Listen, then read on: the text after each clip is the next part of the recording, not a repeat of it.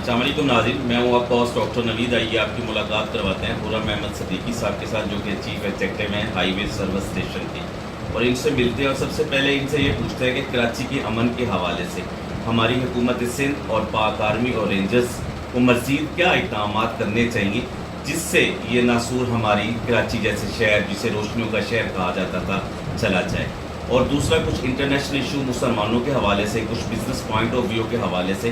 آئیے آپ کی ملاقات کرواتے ہیں خرم احمد صدیقی صاحب کے ساتھ۔ السلام علیکم، کیسے ہیں آپ؟ ٹھیک ہے خرم بھائی، سب سے پہلے تو ہمیں کیونکہ ہم لوگ رہتے ہیں کراچی میں، سب سے پہلے ہمیں کراچی کے لیے سوچنا چاہیے، کیونکہ جہاں ہم لوگ رہ رہے ہیں اور پورے پاکستان میں سب سے زیادہ دہشت گردی کراچی میں، اسٹیٹ کرائم کے حوالے سے کراچی میں جہاں بھی دیکھ لیں پورے پاکستان میں۔ الحمدللہ اس میں کافی ساری کمی آئی ہے، لیکن ابھی تک پوری طرح جس طرح امن ہوتا ہے، اگر رینجر ہماری چلی جاتی ہے اس کے بعد کیا حال ہوگا، کیسے ہوگا؟ اس سے برے حال ہوں گے جو تھے پہلے، جو 2 سال پہلے 3 سال پہلے کتنی بتا اور کڈنیپنگ یہ سب چیزیں تھیں، اس سے زیادہ ہو جائیں گے اگر رینجر چل جائیں۔ اب کا خیال ہے کہ رینجر کو مستقل طور پہ یہاں رہنا چاہیے، ہونا چاہیے۔ کیونکہ جب بھی ایکسٹینڈ کا معاملہ ہوتا ہے تو یہاں پہ ہمارے سیاستدان جو نہیں چاہتے، خاص طور پہ کہ وہ کہتے ہیں کہ رینجر یہاں سے موو کر جائے، تو اس کے لیے عوام کے لیے بہت زیادہ تکلیف دہ ثابت ہوگا۔ صحیح بات، بالکل صحیح کہہ رہے ہیں آپ، اور اس عوام کے لیے ضروری ہے کہ یہاں رینجرس رہے، تاکہ وہ مستقل بنیادوں پر رینجرس ہونی چاہیے کراچی، ورنہ تو اس کا سیٹ اپ پھر آؤٹ ہو جائے گا جو پہلے ایکٹر سے زیادہ تھا۔ کیونکہ ہماری کراچی خاص طور پہ معاشیت کے لحاظ سے ایک ریڑھ کی ہڈی تسلیم کی جاتی ہے، صبر کی جاتی ہے۔ اگر حالات دوبارہ ایسے ہو جائیں گے تو ہماری معاشی حالت پھر دوبارہ سے تباہ و برباد ہو جائے گی۔ بہت بڑا بزنس مین تو ڈسٹرب ہوتے ہیں، لیکن اس سے پورا پاکستان بھی ڈسٹرب ہوتا ہے، صحیح ہے، کیونکہ سارے جتنے بھی ہیڈ کوارٹرز پورے پاکستان کے ہیں وہ یہاں پہ ہیں۔ اگر یہاں پہ ہیڈ کوارٹرز ہی کام نہ کرنے دیا جائے ان کو، تو اس سے پھر معاملہ تو اور کچھ۔ صحیح کہہ رہے ہیں آپ، جتنی بھی یہ ملٹی نیشنل کمپنیاں ہیں زیادہ تر ہیڈ آفس کراچی میں، جی، ایک دن کراچی بند ہوتا ہے تو اس کا مطلب یہ ہے کہ آپ کو خربوں روپے کا نقصان نقصان، اور وہ نقصان بزنس مین تو برداشت کر لیتے ہیں، لیکن پاکستانی معاشی اور غریب آدمی اس میں بہت مشکل ہو جاتا ہے۔ اربوں روپے کا روز کا ریونیو جو ہے جی، وہ ضائع ہو جاتا ہے کراچی بند۔ دیکھیں نا، غریب آدمی وہ جیسے کہتے ہیں کہ روز کی آ کے اس نے اپنی دہاڑی کرنی ہے، ٹھیک ہے، روز کی اپنی مزدوری لینی ہے، وہ غریب آدمی کو نہیں ملے گی تو وہ گھر کا چولہا کیسے چلائے گا؟ روز کمائے گا تو روز کھائے گا۔ وہ صبح نکلتا ہے، شام کو گھر کچھ نہ کچھ لے کے جاتا ہے اپنے بچوں کے لیے، پیٹ پالنے کے لیے۔ اس حساب سے آپ کی رائے خرم صاحب یہی ہے کہ رینجرز کو ابھی رہنا چاہیے؟ جی، رینجرز کو تو کراچی میں رہنا چاہیے۔ اچھا، یہ تو ہو گیا۔ ایک انٹرنیشنل ایشو اس وقت چل رہا ہے فلسطین اور اسرائیل کا۔ اسرائیل چاہتا ہے کہ فلسطین کو دارالحکومت بنایا جائے۔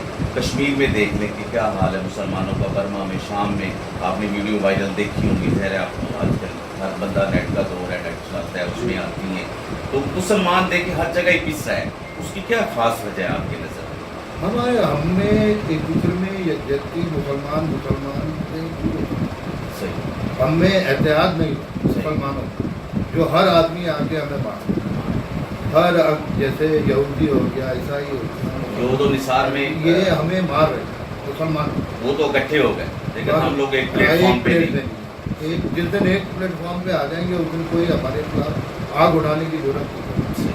بجلی کی لوڈ شیڈنگ کے حوالے سے کیا کہیں گے؟ لوڈ شیڈنگ پہلے سے تو کچھ کم ہوئی ہے، مگر پھر بھی لائٹ جا رہی ہے، 3 گھنٹے کی لوڈ شیڈنگ ہے ادھر۔ بعض جگہوں پہ تو 12 گھنٹے لائٹ جو ہے نا وہ جا رہی ہے، وہ تو بہت، جہاں سندھ میں تو بہت برا حال ہے۔ مگر یہ ہے کہ جہاں چوری کم ہے وہاں لائٹ کم جا رہی ہے، صحیح، اور جہاں زیادہ ہے وہاں 12 14 گھنٹے۔ اچھا، ہم لوگ انکم ٹیکس حکومت پاکستان کو پے کرتے ہیں، کیا حکومت پاکستان ہمیں کوئی سہولیات بھی پرووائڈ کر رہی ہے؟ حکومت پاکستان نے سہولیات کیا پرووائڈ کرنی ہے؟ پانی ہمیں نہیں مل رہا، بجلی ہمیں نہیں مل رہی، گیس ایک آ جاتی ہے پتہ نہیں کیسے، گیس آ رہی ہے بس، وہ بھی گرمیوں میں آ جاتی ہے، سردیوں میں تو اس کے علاوہ روڈوں کا حال دیکھ لیں آپ کہ گٹر کے کوئی ڈھکن پوزیشن نہیں ہے، کوئی چیز نہیں، جو ہم ڈیزرو کرتے ہیں اتنا ٹیکس دینے کے بعد اس میں سے کوئی چیز ہمیں نہیں ملتی۔ پیپلز پارٹی کا ٹرنور آپ کس نظر سے دیکھتے ہیں؟ کیونکہ اینڈ ہونے والا ہے، جانے والی ہے، 2-4 دنوں میں نگران وزیر اعلیٰ آنے والا ہے، کیا کس نظر سے بہت دیکھتے ہیں؟ مشکل ہے اس کو. پیپلز پارٹی نے ڈیلیوری کچھ نہیں، صحیح تو ڈیلیور کریں گے تو آئیں گے. جی اس وقت بہت مشکل ہے، نہ پیپلز پارٹی نہ ہو صحیح. یعنی کراچی کے لیے کسی جماعت نے کوئی مختصرانہ طور پہ کام نہیں کسی کیا. نے کہا جن کو پاور ملی انہوں نے کام کیا. آنے والی حکومت کو کیا میسج کنوے کرنا چاہتے ہیں جس کی بھی بنے، ایم کیو میں، پیپلز پارٹی کے، پی ٹی آئی کے، کام کوئی بھی نون لیگ کریں، ہے. عوام کے لیے کام کریں گے تو چلیں گے. صحیح. عوام کی دعائیں لے کے چلیں گے تو چلیں گے. کرپشن کریں گے تو کچھ نہیں. بہت اور شکریہ. وہ بہت شکریہ. یہ تھے خرم احمد صدیقی صاحب جو کہ اپنے خیالات کا اظہار کر رہے تھے. ریجر کے حوالے سے ان کا کہنا تھا کہ کراچی میں ریجر کو ابھی 4-5 سال کے لیے جو ہے نا وہ رہنا چاہیے. اگر ریجر چلی گئی تو حالات اس سے بھی برے آ سکتے ہیں جیسے پہلے تھے.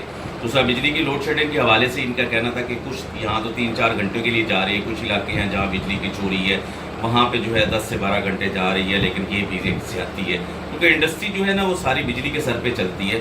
دوسرا آنے والی حکومت کو خاص طور پہ یہ پیغام ہے، ایک تو یہ لوگ ٹیکس دیتے ہیں، ظاہر بزنس مین ہے تو انہوں نے ٹیکس دینے ہی دینے ہیں، تو ان کو کوئی سہولیات پرووائڈ نہیں ہو رہی، بس ٹیکس ہی دیتے تھے. خاص طور پہ کراچی میں کوئی ایسا ترقیاتی کام بھی نہیں نظر آ رہا جو کہ پیپلز پارٹی نے کیا ہو.